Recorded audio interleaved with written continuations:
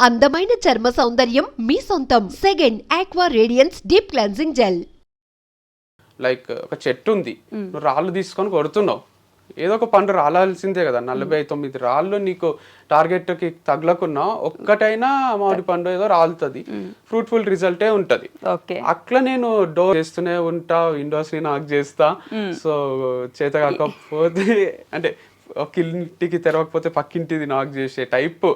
అంటే ఒక office door knock చేస్తే తెరవకపోతే పక్కన ఆఫీస్ డోర్ నాక్ చేస్తాం కదా. అట్లా నేను ఎఫర్ట్స్ పెడుతూనే ఉంటా. ఒక అవకాశం మిస్ అయింది అని ఇంట్లో ఖాళీగా కూర్చోవడం కాదు, మళ్ళీ మళ్ళీ మళ్ళీ మళ్ళీ ట్రై చేస్తూనే ఉంటా. కాబట్టి వంశీకి మంచి భార్య దొరికిందనో, వంశీకి మంచి కంపెనీ దొరికిందనో, వంశీకి డబ్బులు వస్తున్నాయనో, వంశీ దగ్గర రేంజ్ రోవర్ ఉందనో అవన్నీ చూస్తారు తప్ప నేను నానోలో తిరిగినప్పుడు అయిన ఇన్సల్ట్లు చూడరు. నేను ఒక పిల్లకు ఎవరికన్నా ట్రై చేసి నన్ను రిజెక్ట్ చేసిన ఆ ఫేస్ ఆఫ్ లైఫ్ మీకు తెలియదు. సో నేను ఒక ఫార్మ్స్ కి ముందు మస్తు లెర్నింగ్ యాప్ అని ఒకటి ఓపెన్ చేసిన, అది అట్టర్ ఫ్లాప్ అయిన విషయం మీకు తెలియదు. నేను కోఆర్డినేటర్ గా చేసిన 10,000 శాలరీకి నారాయణమ్మ కాలేజ్ లో డిఫరెంట్ కాలేజెస్ లో ఉమెన్ ముందు నేను ఒక ఆఫీస్ బాయ్ లాగా తిరుగుతుంటి.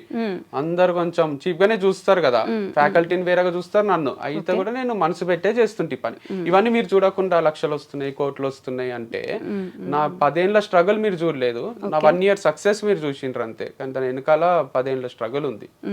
కాదు, ఇప్పుడు ఇందాక మాట్లాడుతూ రేంజ్ రోవర్ నానో కార్ అన్నారు కదా, ఇందాక ఫస్ట్ మాట్లాడుతూ ఇప్పుడు ప్రమోషన్స్ జరుగుతున్నాయి కాబట్టి నడుస్తుంది నాకు అన్నారు. మరి రేంజ్ రోవర్ ఉంది మీకు, ప్రమోషన్స్ మీద ఆధారపడి బ్రతకాల్సిన అవసరం ఏమొచ్చింది? రేంజ్ రోవర్ ఉన్న వాళ్ళు ప్రమోషన్స్ మీద బతుకుతున్నారంటే ఎవరో నమ్మరు. ఫస్ట్ రేంజ్ రోవర్ లో డీజిల్ పోయాలంటే పని చేయాలి కదా, చాలా ఖర్చు అవుతుంది. అది 7-8 కిలోమీటర్లే ఇస్తుంది మైలేజ్. రేంజ్ రోవర్ కొనుక్కున్నారు కదా ముందే. ఫ్యాక్ట్ మేము కొన్నది ఇద్దరం కలిసి లాంగ్ బ్యాక్, 6 years బ్యాక్ కొన్న, 5 years బ్యాక్ 2019 రేంజ్ రోవర్. అది దానికి ఈఎంఐలు కట్టి కట్టి కట్టి ఇప్పుడు మా సొంతమైంది తప్ప దానికి చాలానే కష్టమైంది. దాన్ని మెయింటైన్ చేయాలంటే సర్వీసింగ్ ఇస్తే తెలియని వాళ్ళు లేరు. 70,000, 80,000, 1 lakh కూడా అవుతుంది. మొన్న రిపేర్లు బెల్టులు అన్ని చేంజ్ చేసి 3 lakhs అయింది. 2 months నుంచి కడతలేడు మా అన్న. వాళ్ళకు సర్వీసింగ్ చేపించి తెచ్చిండు, ఉద్దర పెట్టిండు. సో ఇయ్యకపోతే ఇప్పుడు మళ్ళీ అన్ని జమ చేసి నాకు వచ్చిన డబ్బులు కొన్ని, మా అన్నకు వచ్చినాయి అన్ని ఆయనకి ఇచ్చినాం. సో ఇంత కష్టం ఉంది. అట్లని ఇప్పుడు రేంజ్ రోవర్ తీసేసి సైకిల్ కొనుక్కొని తిరగలేము కదా. సో ఎంత కష్టపడి ఇష్టంగా కొనుక్కున్న దాన్ని మెయింటైన్ చేయాలి కాబట్టి చేస్తున్నాం. కానీ మీ లైఫ్ లో ఇట్లా అంటే ఒకసారి మోటివేషనల్ స్పీకర్ అయ్యారు, ఒకసారి బిజినెస్ మ్యాన్ అయ్యారు, ఇంకోసారి ఒక ఫామ్ నడిపించారు, మళ్ళీ ఇంకో ఫామ్ నడిపించారు, ఇప్పుడు మళ్ళీ ప్రమోషన్స్ చేస్తున్నారు. అంతకుముందు మీరు చెప్పినట్టు కాలేజ్లో బాయ్ గా చేశారు. ఒక్కొక్కటి ఇట్లా మార్చుకుంటూ ఎందుకు వస్తున్నారు? ఒక్క దాని మీద ఎందుకు స్టిక్ అవ్వలేదు ఎప్పుడు కూడా? నేను స్టిక్ అయ్యా కావాలనుకున్న పరిస్థితులు స్టిక్ గా అనియలేదు చాలా సార్లు. ఇప్పుడు టీచింగ్ చేసిన తర్వాత నేను దీనికోసం పుట్టలేదు అనిపించింది. ఇష్టంగానే చెప్పిన సబ్జెక్ట్ కూడా నాకేమి అది బ్లడ్ లో అనువనువున లేకుండే. అంటారు కదా, నచ్చిన పని అన్నా చెయ్యాలి, వచ్చిన పని అన్నా నచ్చినట్టు చేయాలి. నేను వచ్చిన పని నచ్చినట్టు చేసిన. తర్వాత ఒక దగ్గర ఛాన్స్ దొరికినప్పుడు వదిలేసిన. ఎప్పుడు మూవీ ఇండస్ట్రీలో అవకాశం వచ్చింది దిల్ రాజు సార్ దగ్గర. ఇంత పెద్ద అవకాశం, డైరెక్టర్ అయిపోతాం మణిరత్నం లాగా వాళ్ళలాగా మనము అని కంటిన్యూ చేసిన. అమలాపురం పోయినప్పుడు షూటింగ్ లో దాంట్లో కొంచెం ఇన్సల్ట్లు అయితే సార్ కి, డైరెక్టర్ కి, అందరికి చెప్పిన. ఇన్సల్ట్ అయినా అంటానే నేను ఇంట్లో డాడీకి చెప్తా అని అన్నని అక్కని తిడతారు కదా, అట్లా వాళ్ళందరినీ పిలిచి తిడతారు అనుకున్నా. వంశీని మంచిగా చూసుకోవాలి, కానీ ఫ్యామిలీ వేరు, ఆ ఫిలిం ఇండస్ట్రీలో ఆ ఫ్యామిలీ వేరు అని తర్వాత తిడతారు. ఏం తిట్టలే, నువ్వే అడ్జస్ట్ అయిపో, వాళ్ళకి చెప్పు నేను పని చేసుకోవడానికి వచ్చినా, మీరు నన్ను ఏమనకండి, నువ్వే గట్టిగా చెప్పు, ధైర్యంగా చెప్పు అని ధైర్యం ఇచ్చిండ్రు. నేనేం ఎక్స్పెక్ట్ చేసినా వాళ్ళే పిలిచి తిడతారు అని. అది జరగకపోయేసరికి నేను ఇక్కడ ఉండలేను, ర్యాగింగ్ అవుతుంది, నాకు నచ్చలేదు అని వచ్చేసిన. సో లైఫ్ ఏం ఆగిపోదు కదరా వంశీ, నువ్వు ఏది కావాలంటే అది చేసుకో అని మా డాడీ చెప్పిండు. తర్వాత మళ్ళీ కొన్ని రోజులు టీచింగ్ చేసిన, స్ట్రగుల్ అవుతున్నా, నచ్చని పనులు చేస్తున్నా. సో మనసులో ఏదో ఉంది, చేసే పని వేరుంది. సో అట్లా చేస్తూ తర్వాత ఒక యాప్ ఓపెన్ చేసిన, అది ఫ్లాప్ అయింది. తర్వాత ఈ ఫార్మ్స్ డిస్కషన్లో దాంట్లో బతుకు తెరువు కోసము ఎడార్లు ఉన్న వాళ్ళకు తెలుస్తుంది నీళ్ళ వాల్యూ అన్నట్టు. ఆల్మోస్ట్ టఫ్ సిచ్యువేషన్స్ లో మాకు వాల్యూ తెలిసి మేము కష్టపడి గ్రో అయినాము. సో తర్వాత ఇదే కంటిన్యూ చేసిన. ప్రమోషన్స్ ఎందుకు చేస్తున్నా అంటే, ప్రమోషన్స్ కూడా ఏం ఫీల్డ్ చేంజ్ చేయలే నేను. అప్పుడు నా ప్రమోషన్స్, ఇప్పుడు అందరు ప్రమోషన్స్ చేస్తున్నా. I'm enjoying it. అండ్ మీరు అన్నట్టు ఎందుకు మారుస్తున్నారు అనడానికే కూడా తప్పేముంది. KFC పెట్టిన అతను 60 years కి పెట్టిండు. Okay. ఆయన అన్ని మార్చుకుంటూ వచ్చి ఫ్లాప్ అయ్యి స్టార్ట్ చేసిండు. బిల్ గేట్స్ వాళ్ళు కూడా చాలా లోస్ హైస్ చూసే సక్సెస్ అయిన వాళ్ళు ఉంటారు. ఓకే. ఈవెన్ రజనీకాంత్ కూడా కండక్టర్ గానే చేసిండు కదా. అరే కండక్టర్ గానే ఉండాల్సిందే, ఒకటే ఫీల్డ్ లో నువ్వే బస్సులు కొనుక్కోవాల్సిందే, వేరే కండక్టర్లను తీసుకోవాల్సిందే అంటే సూపర్ స్టార్ కాడు కదా. సో అట్లా సద్గురు కూడా ఇప్పుడు పెద్ద స్పీకర్, ఆయన లెక్చరర్ గా చేసిండు, ఎంఏ లిటరేచర్ అవి చదువుకున్నాడు, ఏమేమో పనులు చేసి అన్ని ఫెయిల్ అయ్యి ఇప్పుడు ముసలాయన అయినాక సక్సెస్ అయ్యిండు. సో అట్లా పెద్ద పెద్ద సక్సెస్లు చూసిన వాళ్ళందరూ 100 పనులు ట్రై చేసిన వాళ్ళే ఉంటారు. ఓకే, అట్లా 100 పనులు ట్రై చేసి ఎక్కడో దగ్గర ఆగుదాం అనుకుంటున్నారు. అంటే అదే ఫార్ములా పాటిస్తేనే జరుగుతుంది అట్లా లైఫ్ లో. Maybe life is making me even more stronger, ప్రతి దానికి రెడీ చేస్తుంది అనుకుంటున్నాను నేను. రెడీ అయినారా మరి? అంటే ఇన్ని తట్టుకున్న తర్వాత ఆటోమేటిక్ గా గుండె కొంచెం స్ట్రాంగ్ అవుతుంది, మైండ్ స్ట్రాంగ్ అయింది. ఎందుకంటే రాహుల్ ద్రావిడ్ ఒకటి చిన్నగా చెప్తా, ఆయనకు అవకాశం వస్తలేదు ఇండియన్ క్రికెట్ టీమ్ లో. గంగూలీకి సచిన్ కి అందరికి వచ్చింది, ఆల్మోస్ట్ సేమ్ ఏజ్ గ్రూప్ వాళ్ళు. ఎందుకు వస్తలేదు అని బాధపడుతుండేనంట, ఇంట్లో ఊరికే కూర్చుంటున్నా అనే ఫీలింగ్ వస్తుండే. కాకపోతే ఆయన మొత్తము రంజీ మ్యాచెస్ అన్ని ఆడి ఆడి ఆడి ఆడి గేమ్ అంతా ఇంప్రూవ్ అయిపోయింది ద్రావిడ్ది. పెద్ద పెద్ద స్పిన్నర్స్ కి, ఇండియాలో ఫాస్ట్ బౌలర్స్ కి అందరికి ఆడి, షేన్ వాన్ కి, బ్రెట్లీకి, మెగ్రత్ కి అందరికి కూడా ఈజీగా ఆడుతుండే. షోయబ్ అఖ్తర్ బౌలింగ్ వేస్తే కూడా డిఫెండ్ చేస్తుండే, అందరు ఇరిటేట్ అవుతుండ్రి, ద్రావిడ్ ఉన్నాడా అని అడుగుతుండ్రి ఇంటికి వచ్చి. ది వాల్ అని అందుకే పేరు వచ్చింది ద్రావిడ్ కి. అట్లా ఎందుకు జరిగింది అంటే ఆయన 5 years డిలే అయింది ఆయనకి ఇండియా క్రికెట్ టీమ్ కి సెలెక్ట్ కావడం. ఆ 5 years లో అన్ని నేర్చేసుకున్నాడు ఆయన టెక్నిక్స్, ఎట్లా డిఫెండ్ చేయాలి, ఎట్లా కొట్టాలి, ఎట్లా వికెట్ కాపాడుకోవాలని. సో సచిన్ కి గంగూలీకి హెల్ప్ గాంధీ ద్రావిడ్కి అయ్యి, సచిన్ అంటే ఎంతమంది ఫ్యాన్స్ ఉంటారో సచిన్ గెలిపిస్తాడో అనే నమ్మకం అది వేరు. కానీ సచిన్ అవుట్ అయినాక కూడా ఇంకా నమ్మకం ఉండాలంటే వచ్చి ఇంటికి వచ్చి అడుగుతుండ్రి, ద్రావిడ్ ఉన్నాడా, అమ్మయ్య ద్రావిడ్ ఉన్నాడు చాలు, అంటే ద్రావిడ్ ఉంటే లాస్ట్ వరకు ఉంటాడు, ఏదో ఒకటి చేస్తాడు అనే ఫీలింగ్. సో అట్లా డిలే అవుతుందేమో కానీ it's making me even more perfect. Life అనే గేమ్ ని ఈజీగా ఆడేటట్టు చేస్తుంది. ఓకే, కాదు మీకు కథలు చెప్పడం లేదంటే ఇంకెక్కడో స్టోరీస్ చెప్పడం బాగా అలవాటు కదా, ఈ మోటివేషనల్ స్పీకింగ్ లాగా వెళ్ళేసి ఎక్కడదో ఎప్పుడుదో జరిగిన స్టోరీ ఒకటి చెప్తే కొంచెం మోటివేట్ అవుతారు జనం. అవును, కానీ అదే పనిగా చెప్పడం కూడా కాదు, it's like my brother sister కి చెప్పినట్టే ఇది. వినే వాళ్ళకి కూడా ఇంటర్వ్యూ ఊరికే చూస్తే ఏమొస్తుంది, వాళ్ళకు ఉపయోగపడే విషయాలు ఏవో ఒకటి చెప్పాలి కదా. నేను పోయి ప్రిన్సిపల్స్ ని కలుస్తుంటే, మా మామ భరత్ మామ అని రంజోల్ జైరాబాద్ దగ్గర ఉంటాడు, ఆయనతో కూర్చుంటే టైమే తెలియదు మాకు.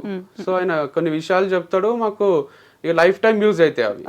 అట్లా కొందరు పర్సన్స్ ఉంటారు లైఫ్ లో. ఈవెన్ మా డాడీ కూడా చాలా విషయాలు చెప్పిండు. నిన్న పూరి జగన్నాథ్ గారిది వింటుంటే, మనము ఏదో అనుకుంటున్నాము, మనం మార్స్ లో పోయి ల్యాండ్ కొంటామా, ఈడ ఎందుకు కొన్ని ఏదో ఫీల్ అవుతున్నారు, మనం వదిలేసే పోవాల్సి వస్తుంది కదా అని ఒక కాన్సెప్ట్ చెప్తుండు.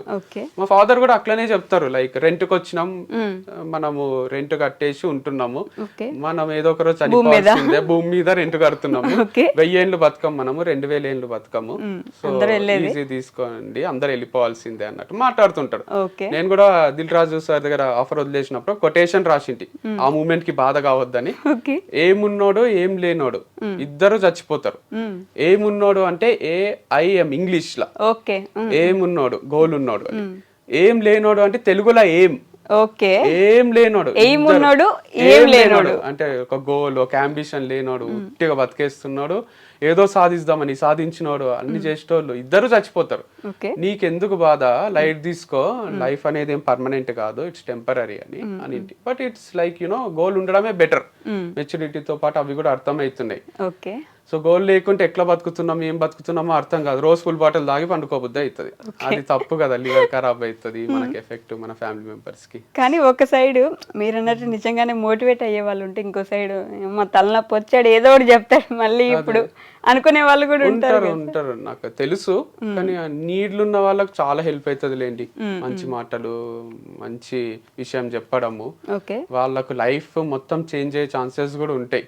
సో నవ్వుతూ ఉండాలి, ఎనర్జెటిక్ ఉండాలి, సో ఫెయిల్ అయినా ఏం కాదు, ఎండ్ ఆఫ్ లైఫ్ కాదు అనేది ప్రాక్టికల్ గా ప్రూవ్ చేస్తున్నా కదా నేను. అంటే చెయ్యాలని ఇవన్నీ చేస్తలేను, కానీ చాలా టఫే. Company fail, marriage life fail, love fail, ఇది అది అని కాదు, అన్ని ఫెయిల్యూర్ చూసి కూడా పొద్దున్న లేస్తా, తింటా, పని చేసుకుంటా, బతుకుతా, ఒక అకౌంట్ ఉంది, కార్ ఉంది, అన్ని మెయింటైన్ చేయగలుగుతున్నా, అన్ని చేయగలుగుతున్నా, చచ్చిపోతలేను, బాధపడుతూ ఇంట్లోనే కూర్చుంటలేను అంటే మీరెందుకు ఫీల్ అవుతున్నారు? చిన్న చిన్న వాటికి ఎగ్జామ్ లో ఫెయిల్ అయినాము, లైఫ్ లోనే ఫెయిల్ అయినా కదా నేను, బట్ స్టిల్ నేను లివింగ్ ఎగ్జాంపుల్, మొత్తం ఫెయిల్ అయ్యి కూడా సక్సెస్ కదా.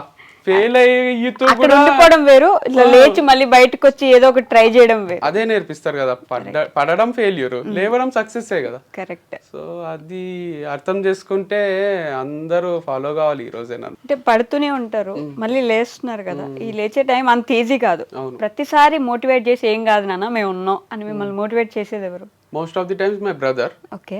సో ఇన్ బిట్వీన్ కూడా చాలా మంది ఉంటారు కదా, like partner or father, mother, sister, అందరు ఇంపాక్ట్ ఉంది లైఫ్ లో, ఫ్రెండ్స్. ఓకే. ఏంటి ఇప్పుడు మీకు పార్ట్నర్ ఉన్నారా? ఉన్నప్పుడు చేసింటారు కదా, ఓకే. పడి లేచినప్పుడు అప్పుడు కూడా స్ట్రగుల్స్ చూస్తాం కదా.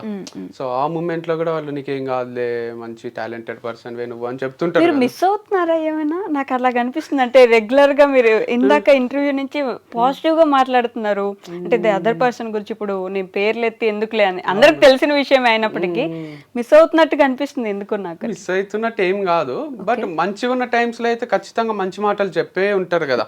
కలిసి ఉన్నాము అంటే గుడ్ మూమెంట్స్ కూడా ఉండింటాయి కదా, డే 1 నుంచి కొట్లాడుకోవడం ఇంకోటో ఉంటాయి కదా.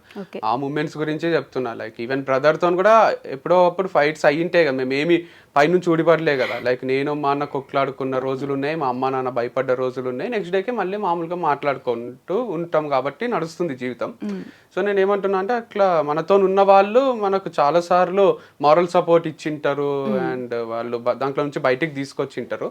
మా అన్ననే చేసిండు ఇది ఎన్నో సార్లు. అంటే కాదు వంశీ గారు, ఇంత చెప్తున్నారు, ఇంత ఆల్మోస్ట్ ఇంటర్వ్యూలో 10 నిమిషాలైనా మాట్లాడుంటారు మీరు. ఎందుకు ఊడిపోయారు అసలు? మెయిన్ రీజన్ ఏమై ఉండదు? చెప్పున్నా కూడా నాకు